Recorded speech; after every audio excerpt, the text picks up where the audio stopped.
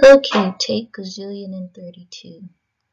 Welcome back to Study Abroad and School Experience. I've been missing in action, but school, life, etc.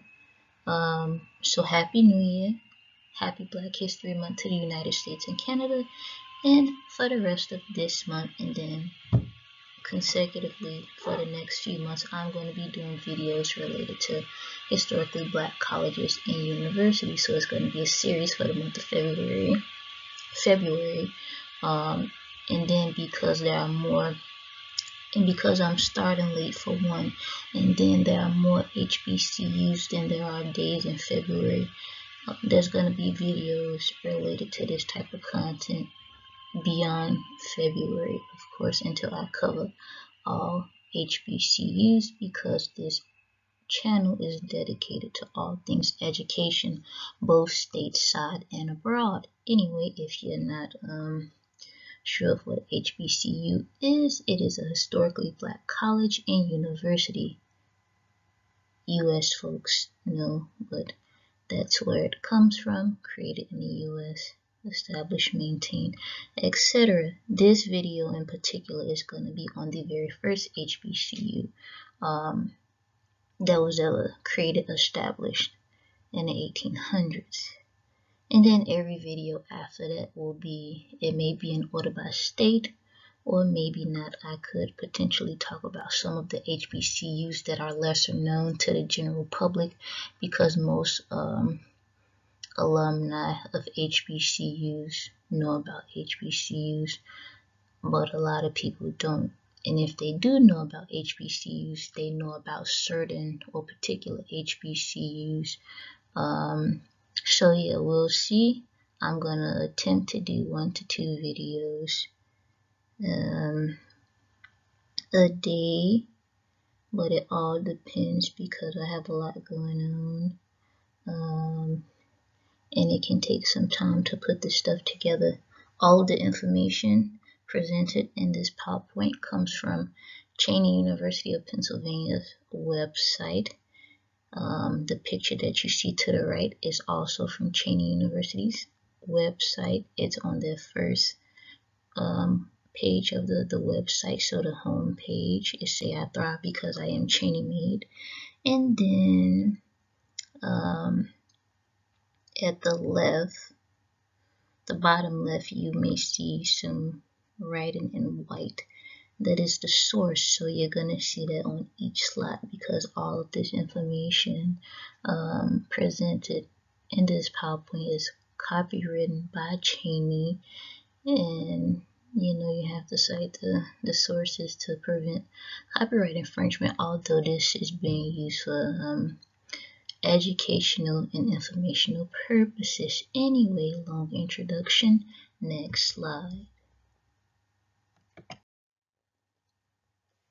Okay, just some brief historical information. So Cheyney University of Pennsylvania, it was founded on February 25th, 1837 as the first historically Black college and university. So sometime in 1837, Quaker philanthropist Richard Humphrey gave 1/10 of his estate. I'm pretty sure his last name is Humphreys. I think the S went away, but anyway, gave 1/10 of his estate to design the institution, to help create a school that would educate people of African descent and to prepare them as educators, so those who wanted to be teachers. Initially, the school was known as the African Institute for Colored Youth. So in those times, Black people were referred to as colored. Students received training in trades and agriculture based on the skill set needed within the local economy at the time. In 1902, the location of this HBCU was relocated to George Cheyney's Farms, which is 25 miles west of Philadelphia, PA, so it's right outside of Philly. The school was referred to as Cheyney once it was relocated in 1913, but the institution has undergone several name changes. Why choose Cheyney? So if you're considering applying to college, no matter what, if you're a high schooler looking to transfer, etc., this is some information that was taken directly from the site regarding their mission statement. So it's the first HBCU in the nation. They have a 12-to-1 student to faculty ratio, which means class sizes are small.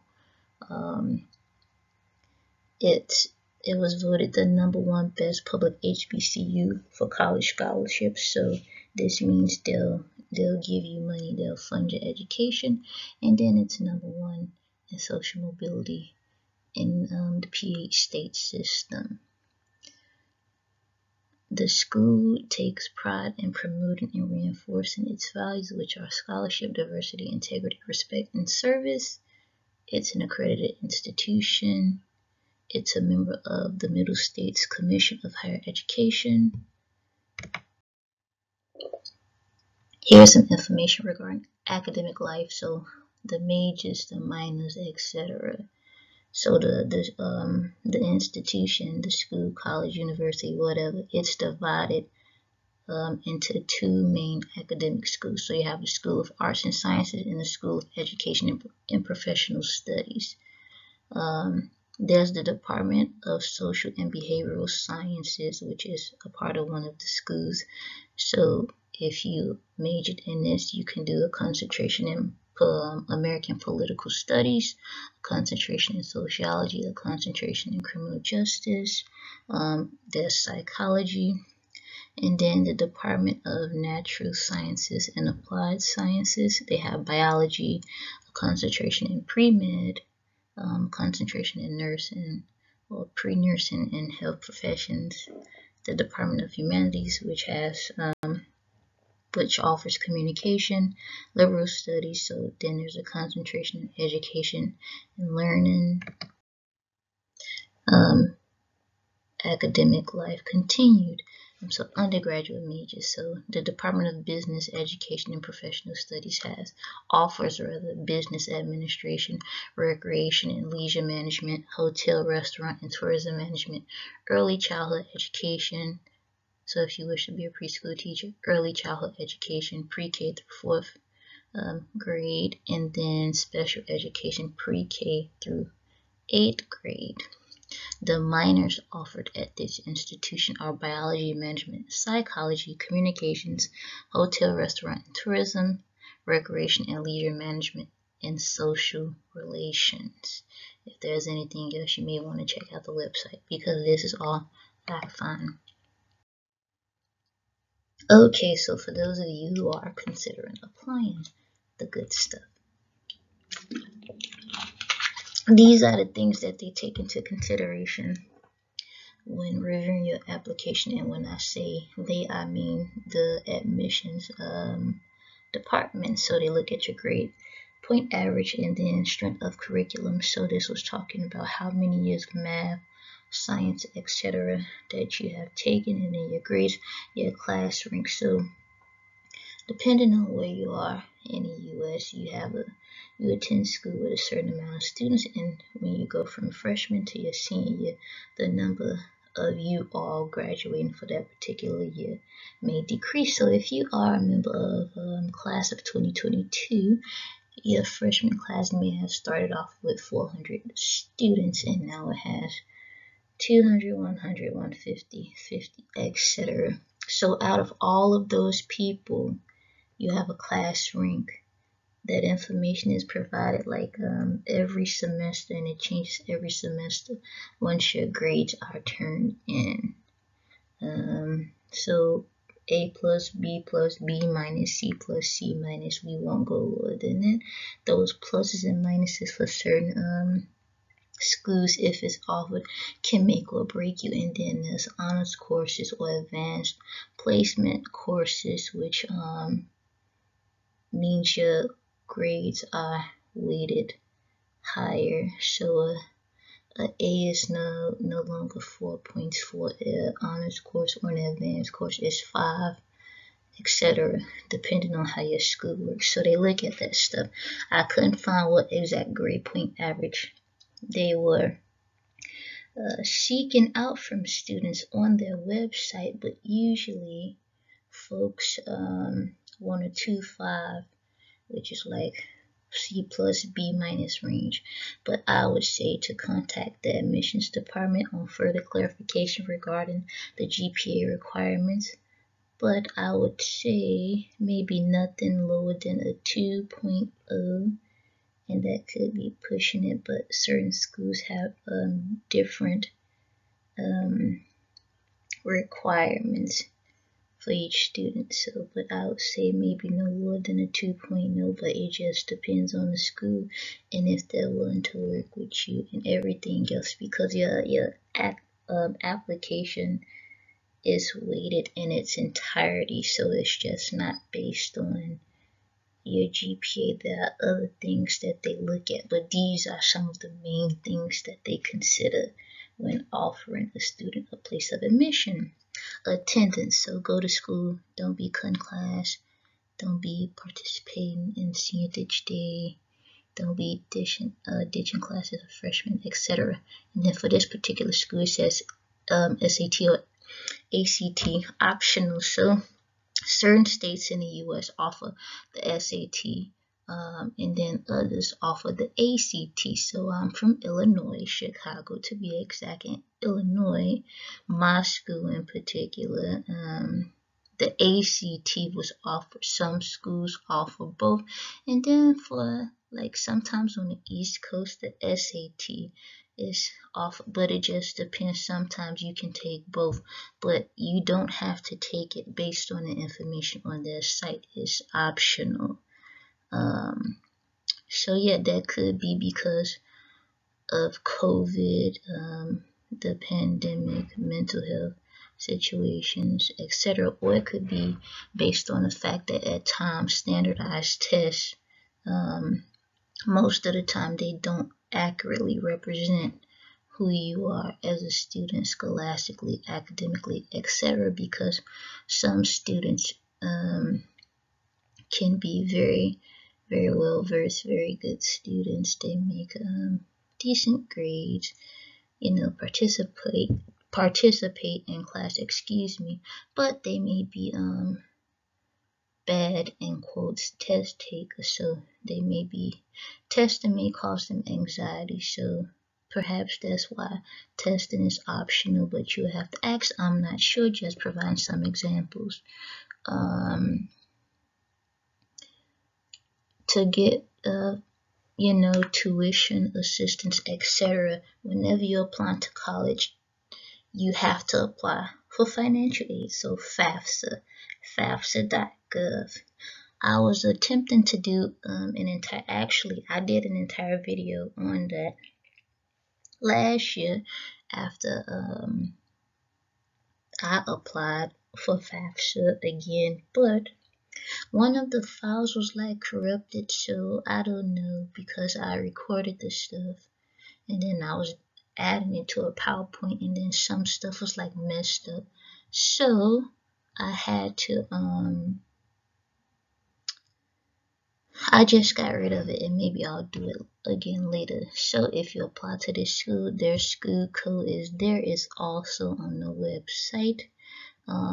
And then this is current number, so based on fall of 2021 to spring of 2022, this is the tuition rate. So for undergraduate, because I didn't see graduate tuition options, but for undergraduate tuition and for in-state applicants, so if you reside within the state of Pennsylvania, your tuition for the year would be around that much, $10,904.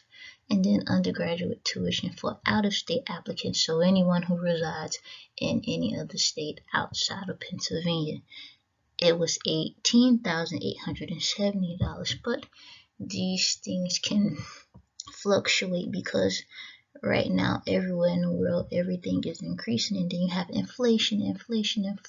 My tuition increased this year because I started my program in January, so I'm a January starter. in every January, I start a new year of my program. And this year, the tuition increased by 3%. And they say, oh, it's because of inflation. Anyway, housing options. So they have multiple housing options. So a single room, if I'm assuming that would be for just one person, and it also costs the most per semester, but sometimes it's best not to have roommates. The second option is a double room, so that's if you have a roommate. The third option is a triple room, so I'm assuming it would be 3 people to a room. That's too much. Then there's other options for housing, so yeah. Okay, so they had 5 applications in total that I was able to see. There's the undergraduate application. So this application can be found on the school's website, and it's for traditional or non-traditional students seeking a bachelor's degree. And when I say traditional, they don't use that language. Me saying traditional is me using traditional in quotes and non-traditional in quotes, because that's commonly what is used when you refer to students who go directly from high school into college. They are considered traditional students, and the non-traditional students may be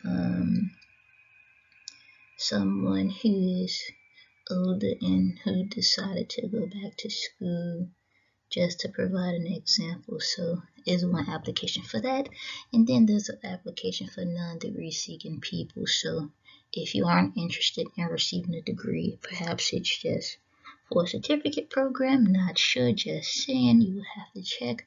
Or if you want to take courses here and then to apply to complete a different degree program elsewhere. So if you you want to take a summer course here, because you're retaking the course, or you took it before but it doesn't count towards your major anymore, something like that, because time changed, maybe this would be the application for you. And then they also have a readmit application. So this application is for students who were previously enrolled at this institution, but for one reason or another that changed, and now they're reapplying to be readmitted.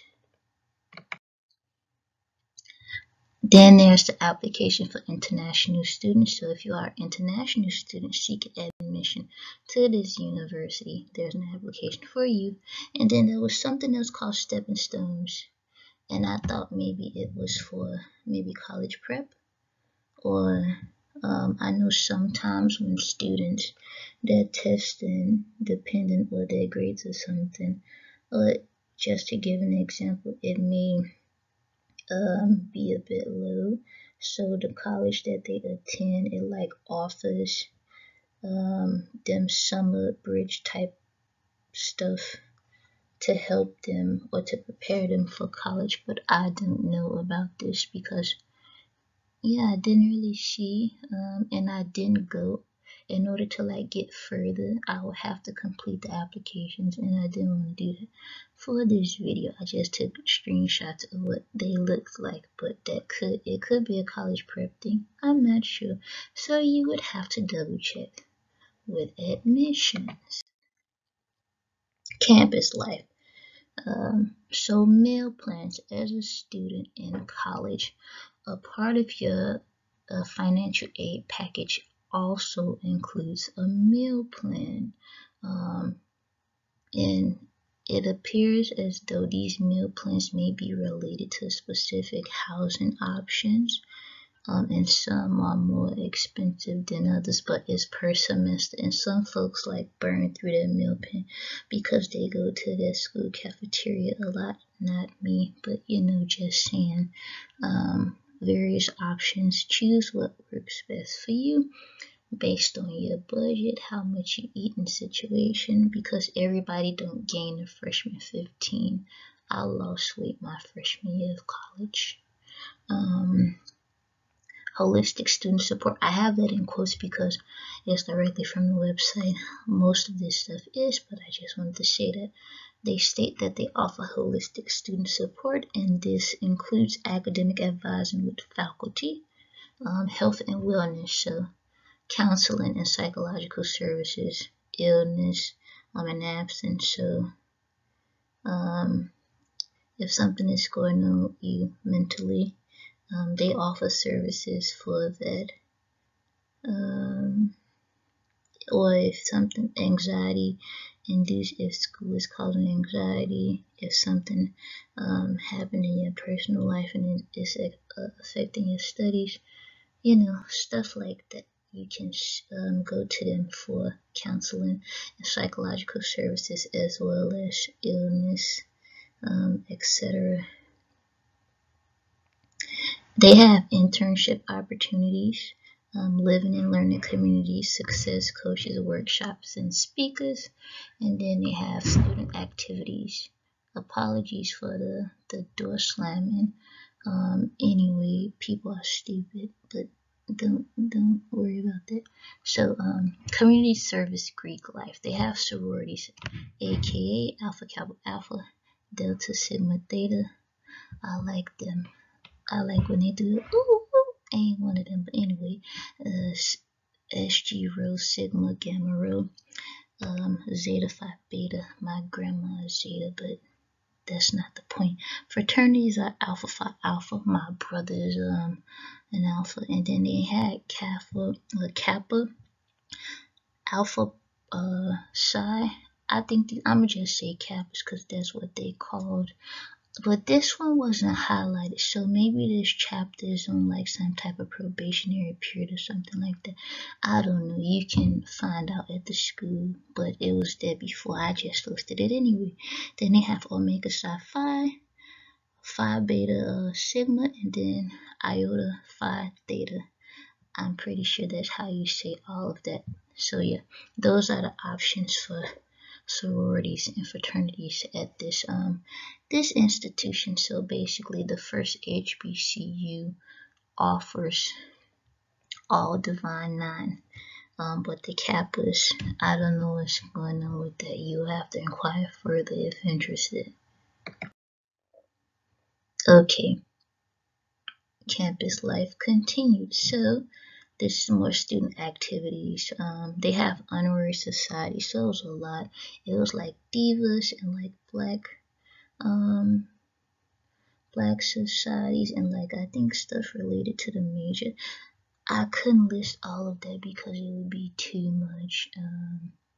They have student employment, so federal work studies that happens. That's a part of financial aid when you apply for FAFSA. You have a work study amount, and you can apply for campus jobs, and it's a certain amount of money that they have set aside for that, and then you get paid anyway. There's a Pepsi internship. They have housing operations internship, a resident advisor, RA. So these are the people who are students, but they work in like the dormitory, and they have a bigger room, and they tell you this is what you do, this is what you don't do, and they may have events and coordinate them, etc. And I'm pretty sure people who are RAs, they get free housing, but I'm also sure that it depends on the school. So free housing, but they also are paid money to be an RA. Anyway, they have student government organizations and student organizations, of course. The Divas thing may have been a student organization, not an honorary society, but that's neither here nor there. It was a lot, and I couldn't list it all on this thing. It would have been too much, or the font would have been very small, which could have been bad for the eyes. But when you go to the school website, you'll be able to see everything. This picture is from the school website. I cited my source.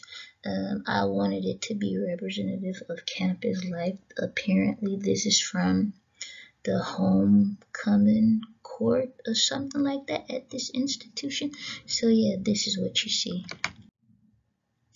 Okay, scholarships. Hashtag show me the money because we don't pay for school. We go for free, right? That's what I promote anyway. And that's what I think you should do. They have a lot of scholarships, and this video is long, but it was different scholarship options, and I want to read from the school's website to make sure I get everything properly. Okay. So it says, at Cheyney, we believe that every student should have the opportunity to pursue their passion. That's why we offer an array of scholarships for students with financial need and those with exceptional academic, athletic, or artistic talent. So please review the many opportunities listed below. Each scholarship is likely to have separate application instructions and criteria for consideration. If you are offered a scholarship, remember to carefully review all details in the award letter. That's what you get following acceptance, following applying for financial aid, etc. Anyway, scholarships are only authorized when students fully abide by all policies, terms, and obligation. In addition, so I already told you all that you have to apply for FAFSA. So it says scholarships at Cheyney University require completion of FAFSA. Only international students are exempt from this requirement. So it's different from international students. Students must complete all requirements for determination of eligibility of federal aid. Please communicate with the financial aid officer if you have any questions. Scholarships are intended to provide financial support to assist students in meeting educational costs associated with college attendance. Many scholarships require full-time attendance, so you have to be a full-time student essentially. Most scholarships are awarded 50% in the fall and 50% in the spring, so by semester. Most scholarships require students to write a thank you letter to the donor. Scholarship awards may be automatically rescinded, so they may take it away if students do not satisfy all requirements and expectations associated with accepting an award. Scholarships are an earned privilege, and the students may only continue to receive scholarship support if they demonstrate full compliance with the expectations associated with an award. Some scholarships are awarded based on residency within Pennsylvania. So on this slide, I have different scholarships based on what this site says, and there's honor scholarships and keystone scholarships at the university. They're competitive and they're awarded to students who are deemed academically talented, and these students are also admitted into the Honors Academy. Awards for this scholarship are limited, and they're made based on availability and the strength of the student's qualification. So in order to be eligible for this, you have to be a first-time college student. So I used traditional, so to speak, but I already explained what that meant earlier. So your cumulative grade point average must be a 3.0, but in quotes, not in quotes, but in parentheses, they have average is a 3.5. This is on the 4.0 scale in the US. For first-time college students, it says combined SAT scores of a 1080. So I know for the SAT is like your scores in 2 is and then I think the largest scores maybe the composite score. I don't know. Anyway, I took the ACT. And then a 21 or higher for the ACT score. Transfer students, completion of a minimum of 24 college level credits and a minimum cumulative GPA of a 3.5. You have to complete the application to the school. Obviously, you have to be admitted into the university or the Keystone Scholarship PA students. So including so you have to have U.S. citizenship or permanent residency, and you must reside in PA. Okay, the Keystone Scholarship. Water break.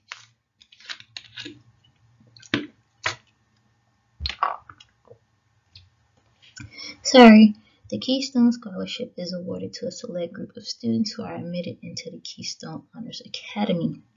and who meet the requirements for PA residency, including U.S. citizenship and permanent residency. So the award includes a tuition scholarship. So full tuition basically is covered, and it's adjusted according to financial aid. They pay for housing, so room and board, and they have in parentheses double occupancy room and a 19 meal plan plus flex points. So refer to a prior slide regarding that. It says if you choose a single room, there's an additional charge to pay out of pocket. Fees associated with enrollment in a university, special services and programs to support student success. And then there are other scholarships. It says these scholarships are automatically renewed each semester for up to 4 years. When students meet obligations of the academy, all students must comply with all obligations in the Keystone Honors Association, because it says KHA and the following. For the Keystone Scholarship, students must maintain, you must stay in the state of Pennsylvania from the time of the application through completion of your approved course of study and graduation. Students must participate in community service or volunteer services with the Keystone Honors Academy. Service learning courses certified as requirement. Students must have community service on file with the Keystone Honors Academy. And then they have a document for you to review regarding PA residency. So yeah, check that out. There's more information about that. There's the Honor Scholarship. This award is available to a select group of honor students who reside outside of PA. The scholarship is awarded to students who qualify for admission into the Keystone Honors Academy, and it includes a $5,000 a year a $5,000 a year scholarship, renewable for up to 4 years. So you can receive it each year, but only for 4 years, because I don't know if it changed, but previously undergraduate students were given 7 years to complete their bachelor's degree. So this may be why it says up to 4 years. It says 15% tuition reduction. Students must continually meet the requirements of the Keystone Honors Academy in order for the award to be renewed. More information is called the Last Dollar Scholarship Application. You have to check the site. They have an alumni scholarship. There's information on that on the website. They have the Bond Hill Scholarship Program. It provides full scholarship for eligible graduates who are continuing their studies in professional and graduate programs at Pennsylvania state system and state-related universities. These scholarships are designated to attract highly qualified students to certain professional and graduate programs, including law, medicine, podiatry, STEM, so all STEM fields, science, technology, engineering, mathematics, computer science, health science, education, dentistry, and counseling, as well as master's degrees in business administration, public administration, and public health administration, and the doctorate of education. Okay. So yeah, they have certain state universities that participate in this. I'll just throw out one: Penn State, Temple University, University of Pittsburgh, Slippery Rock University, that's interesting, California University of Pennsylvania, and there's more. Just check out the site. And then you have to be a resident of PA. You have to be a citizen or have permanent residency. You have to be a graduate of Cheyney University within the last 5 years, receive acceptance, remain in good academic standing, have a minimum of a 3.0, etc. That was a lot. I skimmed through the last part, but I felt like I needed to go through that to make it more understandable for those of you who may watch this. And finally, thank you all for tuning in. All of the information, as previously mentioned, is directly from the school's website, and it's being used for informational and educational purposes. all of the links and contact information that you all need if you're interested in applying will be in the description box. And then if you should consider applying, or go through this PowerPoint and then look at the website and then consider applying. So as I always say, be well. What do I say? I say stay well, take care. No, I say keep studying, be well, take care, stay safe. I don't know. I tell you a whole line and then I say ciao. So all that in a bag of chips and ciao. And again, this is an informational video on the first HBCU. Happy Black History Month. Be well, stay safe, take care, keep studying. There you go. Ciao. It's been a minute.